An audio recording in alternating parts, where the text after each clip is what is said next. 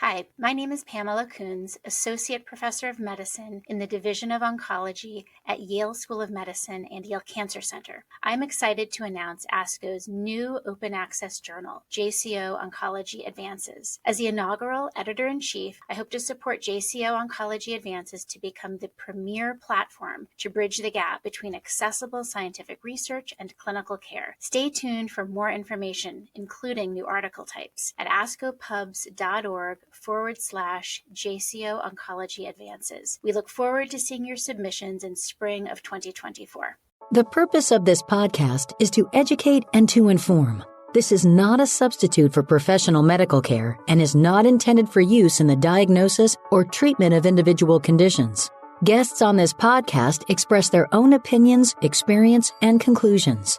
The mention of any product, service, organization, activity, or therapy should not be construed as an ASCO endorsement.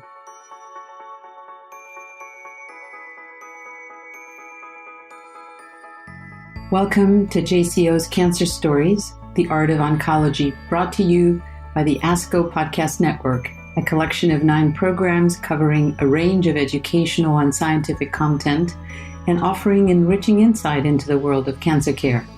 You can find all of the shows, including this one, at podcast.asco.org.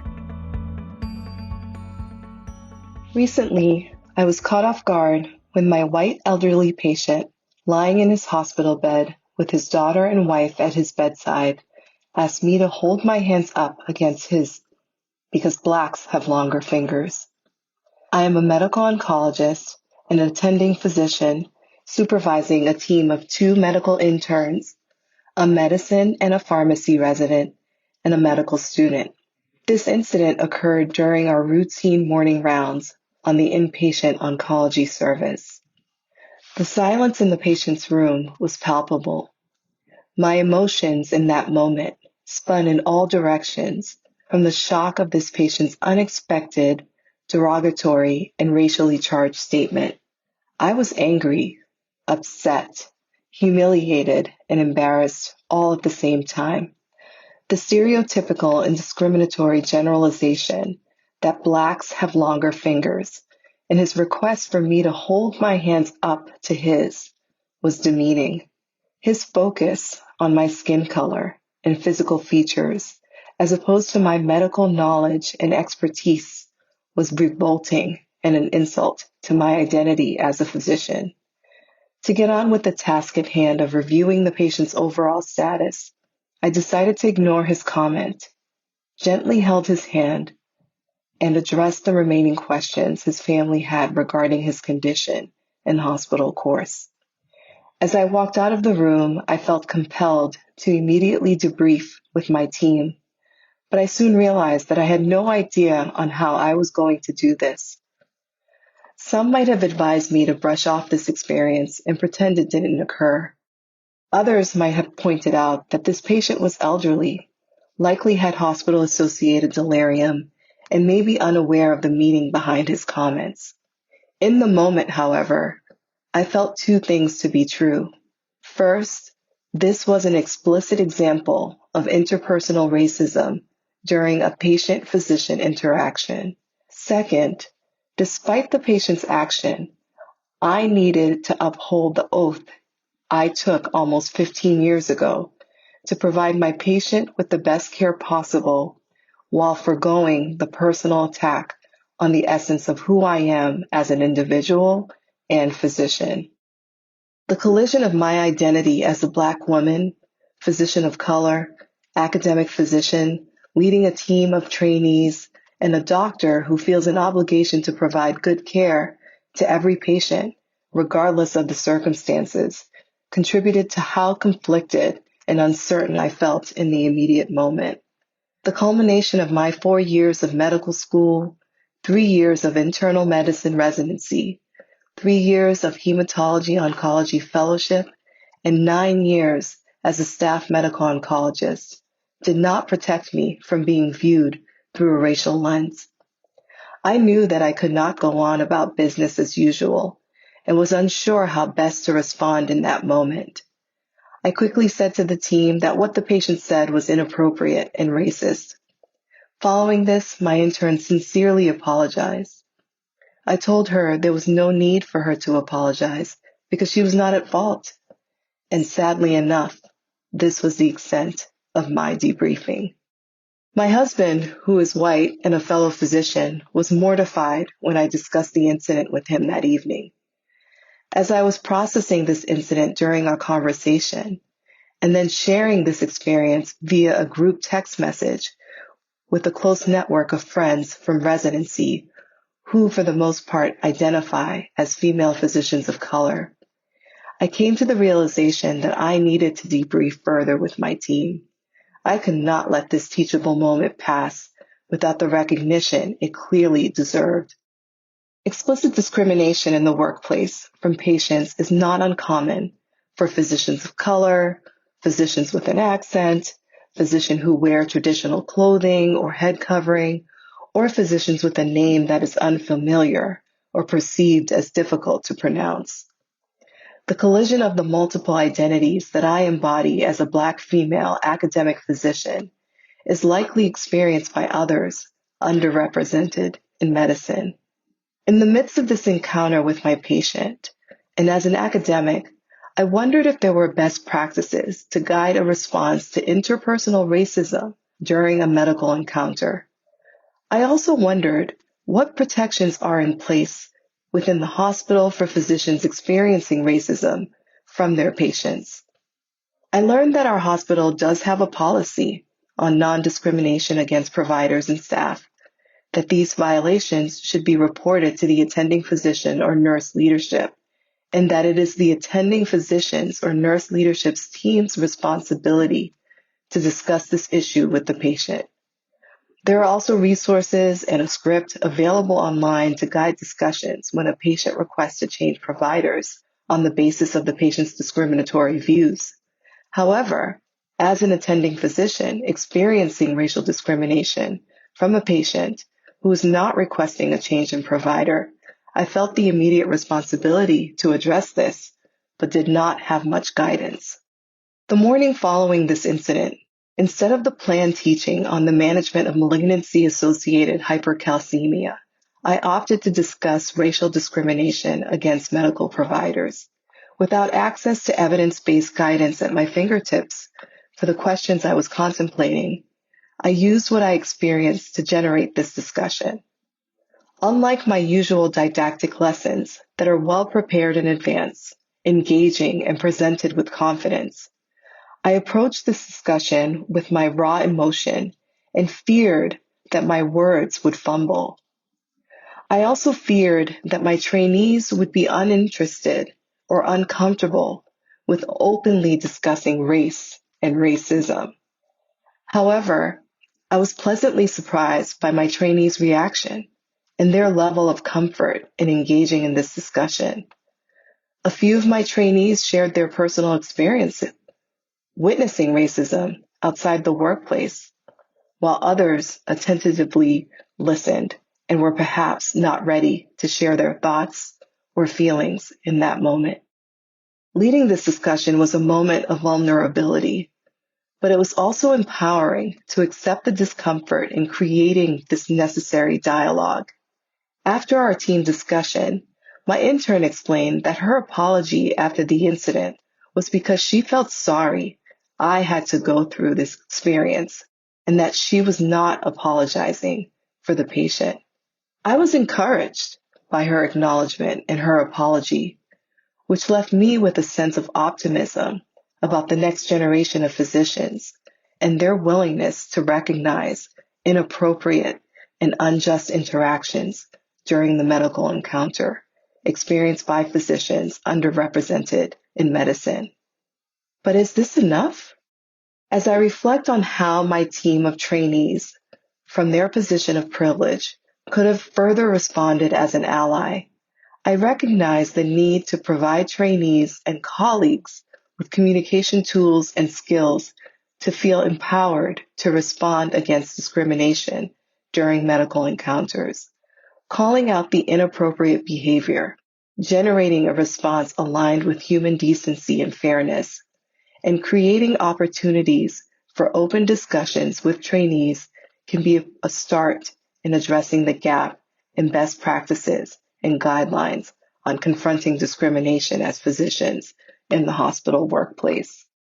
As an attending physician, I acknowledge that I am in a position of power, and most often, patients are in a vulnerable state and at the mercy of their providers. In this particular encounter with my patient, I don't believe directly addressing his discriminatory comment with him would have made a difference in his care or his outcome. Dismissing this encounter altogether could, however, have had a lasting impression and influence on how my team of trainees approach discrimination during other medical encounters. Trainees of color, as well as white trainees, need teaching on how to debrief and diffuse similar incidents. Our collective responsibility as physician leaders is not only to supervise and educate our trainees about the art and science of medicine as it pertains to managing medical conditions, but it's also to model humility and to teach them how to recognize bias and discrimination, feel safe to openly discuss discrimination of any kind, and most importantly, to teach them how to nurture and support their peers and colleagues facing discrimination. Even when we are not comfortable and without formal training in dealing with patient-directed racial discrimination during the medical encounter, it is important for us as physicians to have these meaningful conversations outside of our comfort zone with our colleagues and our trainees. Admitting vulnerability as a seasoned physician is difficult, but we should feel compelled to lead these conversations to cultivate a medical community that stands together against all social injustices. In retrospect, I am confident that this experience will continue to have a lasting impact on my trainees, and it served as my initiation to the professional responsibility I feel to create dialogue with my colleagues and trainees. I am optimistic that sharing this experience will empower other trainees to advocate for diversity, equity, and inclusivity as they too become leaders in the hospital workplace. In holding my patient's hands as a sign of my commitment to providing him with the best care possible, I felt empowered. Similarly, I will also hold the hands of my trainees, committing to lead them during these racially charged and divisive times so that we can stand together against racism and injustices of all kind.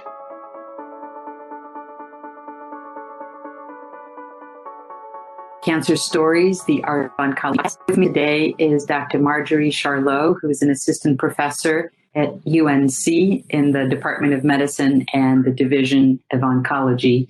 Welcome, Marjorie, to our program.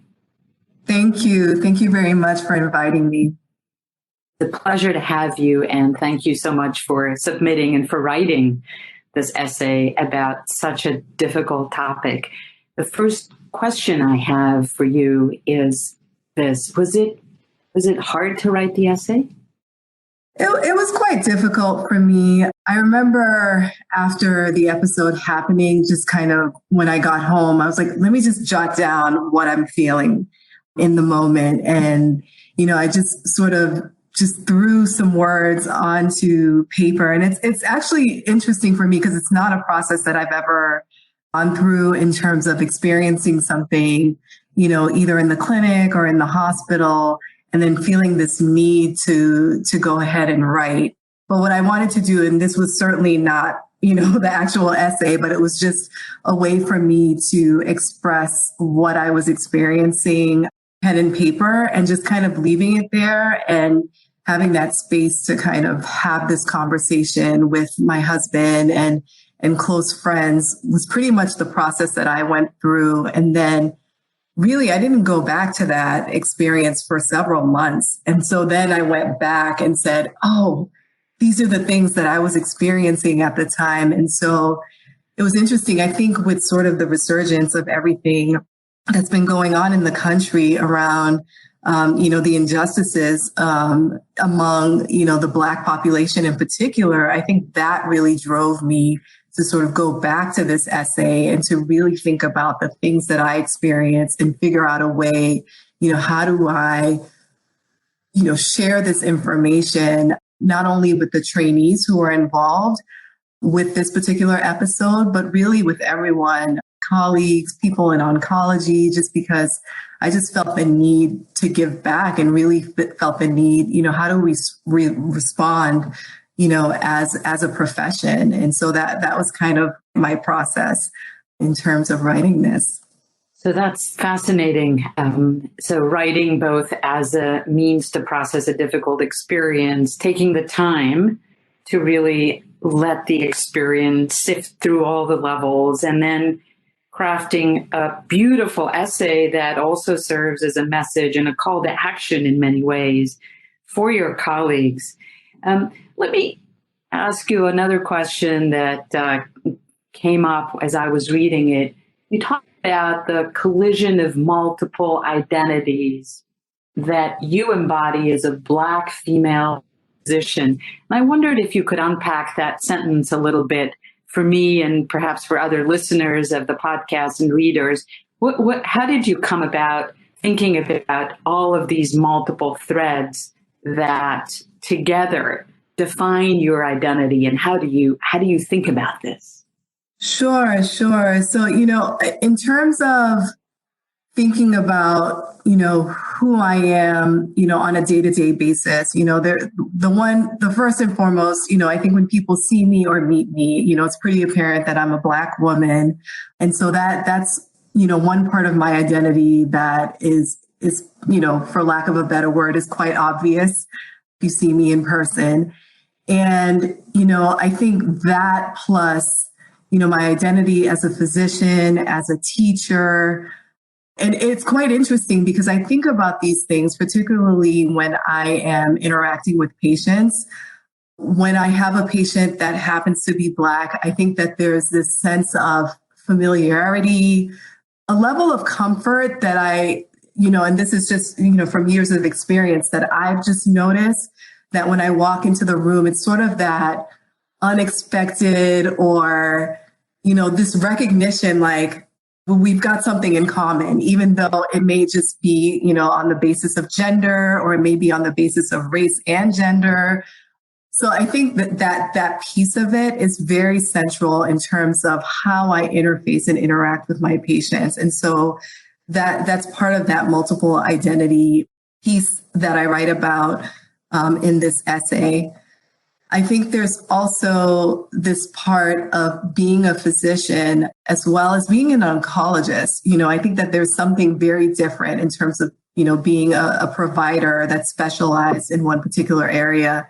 And so, I think that also speaks to who I am. And then I think lastly, for me, being an academic, so being in a environment where the expectation is not only to care for patients, but also to be a teacher and a role model. And so it was thinking about all of these different roles that I play, in any particular interaction, with patients or in the work environment, sort of plays into this multiple identity issue that I briefly discussed in the essay. So let's talk a little bit about that. The number I hold in my head, and please correct me if I'm wrong, is that perhaps 1% of all oncologists or less or fewer are Black women. And the other piece about this is all of the isms that we can attach, that the sexism, the racism, all the other isms that really provide such a hurdle for us, or are such a hurdle in thinking about how we can be our best selves and perform at our best as academics, as oncologists. I wonder if you can reflect a little bit on that. How did all of these different aspects that shape your identity guide your decision to stay in academia? And how do you think that your identity influences the kind of academic that you are and aspire to be? That's a great question. And so, I'll tell you a little bit about me. So I grew up in Boston in a neighborhood that was predominantly Black.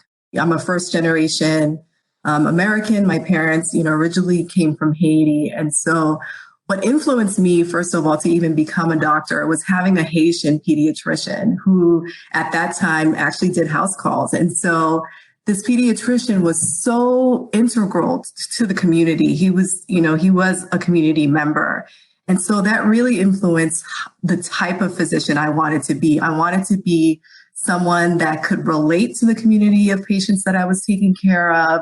And then having gone through all of the medical school and training that I've been through, it wasn't until, I would say during my residency in Boston, I did residency in the hospital that I was born in. And so, I could relate with my patients, from saying, oh, I know this street, or I know this, restaurant, or this shop, or this, organizer in this particular community. And so for me, that connection really influenced my decision to stay in academics, because having gone through residency and fellowship, connecting with students, connecting with mentors, I felt like that was a community in and of itself. And so for me, I wanted the opportunity to really influence trainees that look like me, trainees that don't look like me, trainees who want to learn about, oncology, learn about community, learn about underserved patients, because that's who I feel I represent in terms of the environment that I grew up in. And so that really influenced my decision to stay in academics, because I wanted to be a part of really having an influence on the next generation of trainees to ensure that all voices really are represented in this field. And so that, for me as a Black woman from an urban area that, was not necessarily affluent, but I wanted to be able to speak to that experience and to be a voice for other students coming up who live that experience. Let's talk about where you are now. In the essay, Power and Empowered appears multiple times. As an assistant professor and team leader, you are now both in charge and confronted with this episode of racism. What do? You read the protocol for the hospital, and it basically says you are the person with the most power. How did that feel for you? And what did you do with that power? Yeah, that's a great question as well. I think initially when I was trying to figure out, okay, well, what do you do when this happens to you? Just because, I wasn't clear exactly, what is the responsibility that I have, as a provider, as, this patient's attending of record in terms of going through this experience. And so at the time, I can tell you it was not a powerful moment. During this, interpersonal racism event.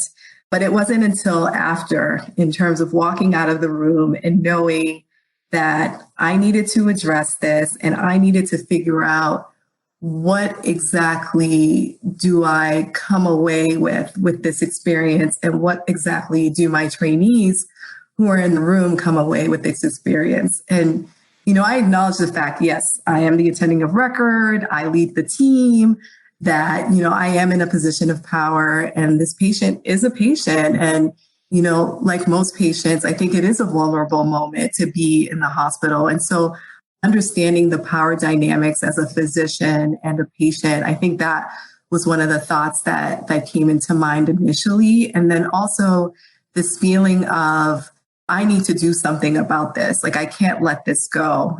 I also stress the importance of being an academic physician. Like, my role, I feel, on the wards is primarily to teach. I feel like, the interns, the residents, the pharmacy, medical students, the students are there to learn. The interns, they're the doctor, they're doctoring, they're providing care. And my role is really to advise, supervise, and to teach. And so I felt that, given that I have the luxury in academics to not only care for patients, but to also teach my trainees, I felt like that was the power that I was really, focusing on and really trying to harness as I went through this experience and wanted to really guide my team at the time. Let's talk a little about that. You say very specifically in your essay, which is part of the message, that you realized that it was a teachable moment and that part of the role of an academic physician is to teach communication skills so that other members of the team could respond to situations like the one you describe here. I love that thought, that by giving these skills and tools, the team could respond to the situation if another situation like this was enacted. Tell us a little about what those communication skills are and how others should be teaching those to their students and mentees. Right. And so I think with regards to the communication skills, one of the first things that I thought was important was really to give the trainees the space to speak. Because I feel oftentimes, and this is in my experience, is, talking about race and racism while on the wards.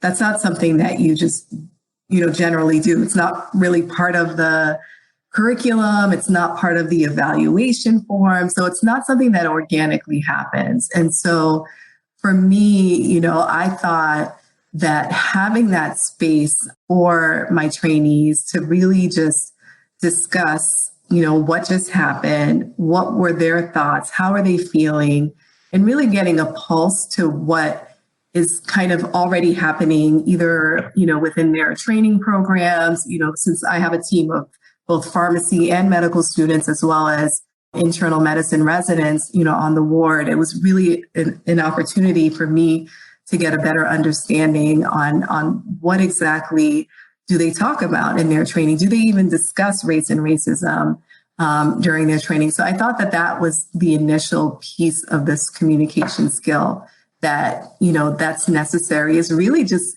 being able to listen. So I think a lot of times we think about, we need to teach people, this is what you say, here's the script that you use. But I think really offering that space is part of that communication, that space to talk, that space to listen, I think is number one. Number two, I think also stressing the importance that it's not so much my role, either as a physician leader or either as the person who's confronting this issue of racism or really any of the isms. It's not my specific role to necessarily respond, especially in the moment where, a lot of this is very fresh and you could be very stunned and shocked. And, it's really difficult to even talk or to speak, to say anything. And so thinking about those around us and what their roles are as allies. And the reason why I bring this up is because I think that, perhaps, and I can't make this assumption because probably for some allies, as I could see, at least in the room when I went through this experience, that, it was just complete silence. So I felt that maybe everyone else in the room was also experiencing this shock and felt stunned and didn't really know what to say. And I think that that's okay. But I think what's not okay is to just completely ignore it. And so, with communication skills, I think it's really important to, even if this is not, an area that the individual may feel comfortable in discussing, that it's important to just say, okay, let's take a step back. What just happened in the room was not okay. And for me, that was a process that I went through where I was like, okay, it's not okay. It's ignorant, it's racist, and it's not right, and kind of left it at that. But I think going back, whatever that time and space may be, like going back and saying, okay, team, what just happened was not okay. What were your thoughts? What were you feeling? How do we as a team process this? And again, I don't really have the necessary answers in terms of the best ways to do that, but I do know that listening, calling these, inappropriate actions out, and having that discussion, I think that's the beginning of developing these skills on how best we can communicate with each other as a team. And then I think the other piece, if appropriate, going back and communicating that with the patient as well. I don't really get into that much in this paper, in this essay, but, I think that's certainly a skill when it's appropriate. And I think that there may be different nuances within all of these interactions where, the appropriateness of going back to a patient really is going to be determined, I think, by the individual or the team members that are affected by it. It's worth repeating that communication skills training is often about accepting and understanding the emotional load of the work. In this particular case, as you say, a lot of it has to do with being confronted with what is unjust. Listeners will perhaps have other associations and memories of a time when they have been faced with this. And to add to the challenge you describe here is that you are the top doctor for this patient, making it an almost unbearable situation. I thank you for describing this to the readers to help us all feel your anguish and identify opportunities to respond in such a situation. Your essay provides a very important contribution to our professional literature. So my last question is this. I'm sure you've thought about it and you hint at this at the essay, but if there is a next time, and there probably will be, can you imagine how you'll react? That's a very interesting question in that, it's so hard to predict only because, and the reason why I say this too, it's only because these moments, they catch you by surprise. And then there are times where, you're not necessarily surprised in terms of my experience, again, as a Black female physician, in that, there are times where I come in and I'm like, oh, I know what I'm walking into, I'm guarded. With what I described in the essay, it was shocking to me just because, this was a patient that I had an established relationship with, throughout the hospitalization. And that comment just came out of left field. It wasn't an initial interaction with the patient. And I feel that, if that's the first thing that's coming at me when I first meet a patient, I feel that, that's a lot more comfortable to address, head on.